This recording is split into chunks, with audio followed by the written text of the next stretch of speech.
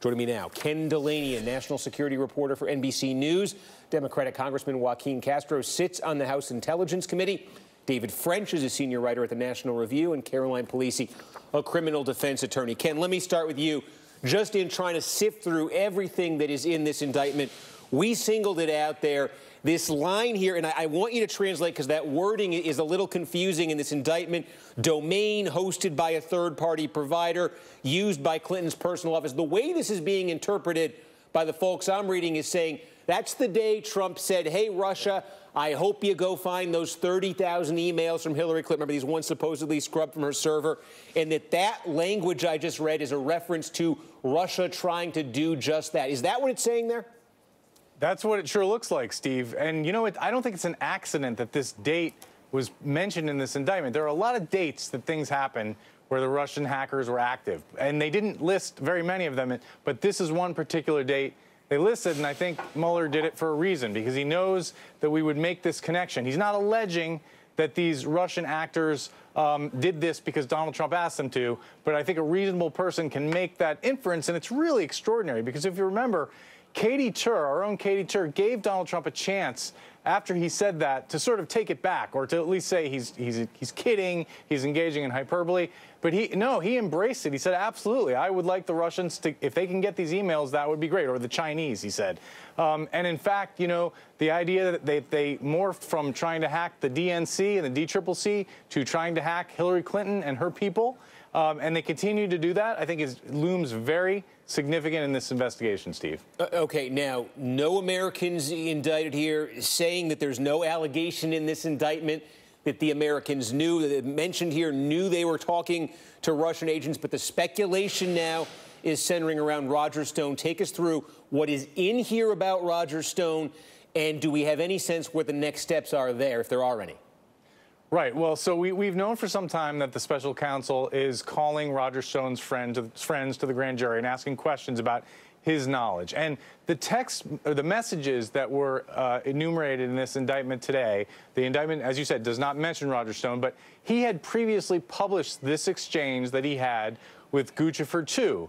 And at the time he published it, he said, I've never had any contact with a Russian intelligence official, because he doesn't believe, or at the time was contending, that Guccifer II was not a Russian intelligence operative. But this indictment makes it clear that that persona is a fake persona created by Russian intelligence to leak the stolen emails. And so now we have Roger Stone in contact with this persona. There's nothing particularly incriminating that laid out in this indictment that Stone did or said, but it certainly refutes his denial that he engaged with the Russians. And we also know, you know, separately, a couple of months ago, another story broke that he said he remembered that he had contact with a Russian down in Florida who was offering him incriminating information about Hillary Clinton. So if there is a nexus, if there were members of the Trump campaign or Trump advisors who were participating with the Russians and coordinating, Roger Stone seems like a likely person that investigators would be focusing on. Again, no evidence yet, but that's where everybody's looking right now, Steve.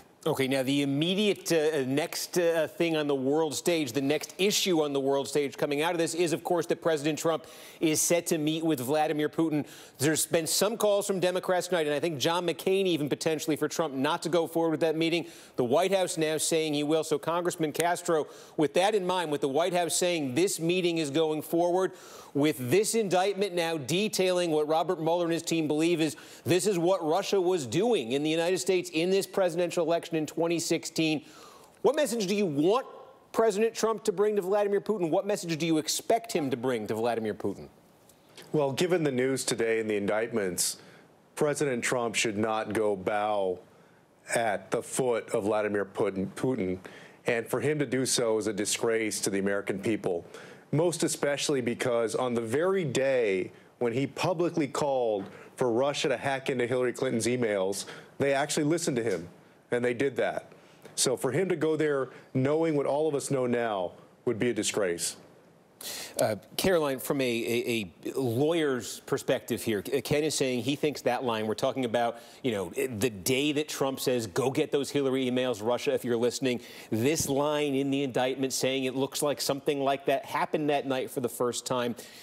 Do you believe that's something Mueller put in there intentionally? And from a prosecutor standpoint, what does he want us saying if he's putting it out there for us to see and notice? Right. I do definitely think he put that in there intentionally. There's an old saying, and people have been saying it all day today, that prosecutors do not believe in coincidences. So wouldn't it be quite a big coincidence that, unbeknownst to President Trump or then candidate Trump, Guccifer 2.0 and these Russian operatives started the spearfishing campaign on the exact day that President Trump, then candidate Trump, told them to do so. So I do think that there's more to this story. In the bigger picture here, this is just part 2 of a 3-part series. I think the third part here is what, if anything, did Americans know? Now, Rod Rosenstein was very clear not to go that far in a statement today that, nobody's alleging thus far that any Americans knew, but I think that's, logically speaking, the next shoe to drop. And we mentioned that upcoming Trump meeting with Vladimir Putin. Again, the White House saying it's still on, and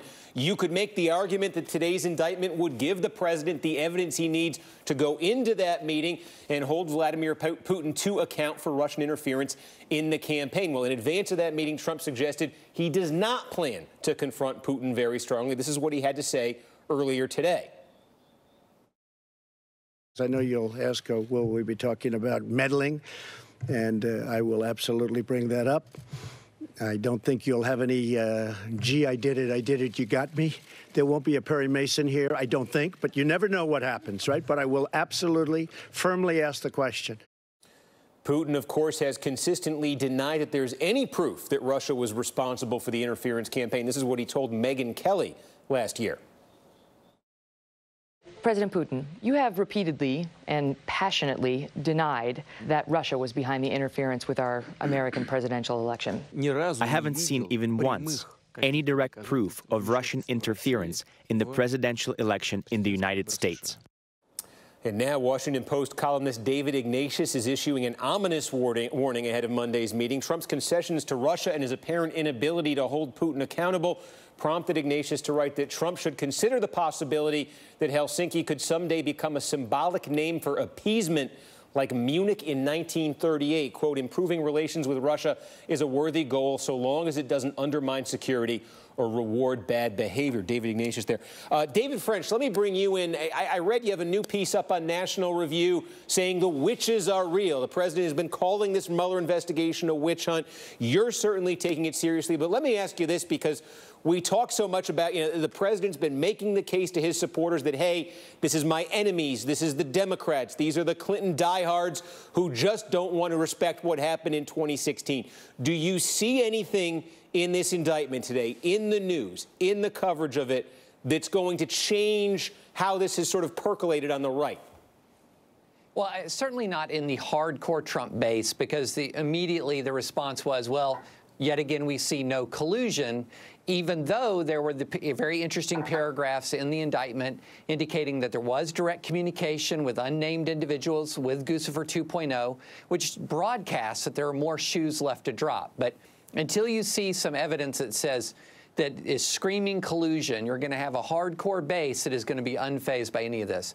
But I do think you had a lot of thoughtful conservatives out there who said, and it is becoming clearer and clearer that the intelligence agency's assessment that the Putin regime tried to intervene, what was first a disruption operation, became an operation on attempting to hurt Hillary Clinton and help Donald Trump. It is increasingly clear, abundantly clear, that Mueller needs to be free to do his work and let the chips fall where they may. And I think one thing that's very key, because he focused on the actual Russian interference in our election here, he illustrated that he's doing his work competently and professionally and according to the core terms of his appointment. And that's a very important thing. And Congressman Castro, I'm just curious, have you had a chance to talk to any of your Republican colleagues? Have you heard from them at all? Have you felt the temperature change there at all in response to this?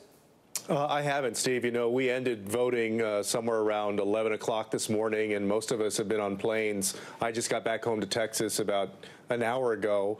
But in addition to the indictments and the fact that the president should cancel this summit, it also speaks to the need for two very important things. First, greater election security. There isn't a single federal law, and I don't think there's a state law, at least nobody's been able to point to one, that says that sets any bar or minimum bar for cybersecurity protection for our voting systems. And we know that the Russians hacked into 20-something states' voter registration systems. So there's got to be laws that are put into place and greater cooperation among all levels of government. The second part is that we've got to have the equivalent of a cyber NATO, where nations come together and are able to act defensively when one of them is attacked. NATO accomplishes that when a country is physically intruded upon, but what's missing is that cyber component. And we're hard up for time here, but Carolyn, we have a lawyer here, and a question I've been dying to ask as I'm reading the coverage today, so I might as well ask you with you sitting here. We've been talking about this idea that Trump says, hey, Russia, go get the emails. Then we've now gotten the indictment. Looks like Russia turned around and tried to do that. People are using the term collusion in plain sight, collusion in public. We've been looking for the idea of, was there a back channel? Was there a behind-the-scenes meeting? But what if this was a situation where the president said that, Russia heard that, or the candidate then said that, Russia heard that, Russia tried to do that? Certainly that looks terrible. But is there a crime in that if that's what happened? There is not enough right there if those are literally the only facts. There's such a thing in the law as known as constructive knowledge. So if Trump knew something, like if, for example, if he knew that that day they were going to listen to him and he knew that he would be sending them a message, then yes, that could go to a constructive knowledge of a knowingness that this was going to happen. However, just as the facts as you lay them out there, no, that unfortunately that's not enough to get to a crime. All right, Caroline Polisi, Ken Delaney, and Congressman Joaquin Castro, David French, very busy panel here. Thank you all for being with us. A very busy day and night, certainly. And coming up, President Trump's wrecking ball diplomacy. They're calling it that. It continues.